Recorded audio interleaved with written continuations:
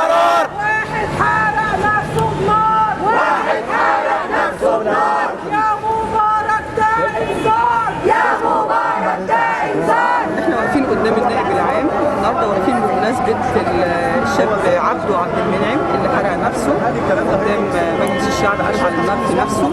الناس عندها حاله يأس شديده جدا، وحاله احساس ان الحياه بقت زي الموت، فيختار الموت احسن. يعني العدوى اللي بدأت في مصر هي دي نذر العدوى اللي بتحصل في مصر. احسن من هذا المواطن وصل بيه اليأس بان هو ينتحر في الشارع في الطريق العام. عايزين نقول ان في ملايين من المصريين قد ينتظرهم هذا المصير اذا لم يتم اصلاح الاحوال في مصر اصلاح حقيقي، مش اصلاح على الورق.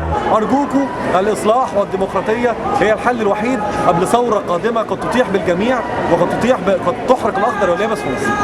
هذه الوقفة تضامنا مع شعبنا واخوتنا في تونس، الشعب الحر الذي قاد الثورة ضد بن علي الظالم، ووقفة تضامنية مع شعب مصر. وهذا المواطن الاسماعيلاوي الذي احرق نفسه امام مجلس الشعب اليوم. ثورة حتى النصر.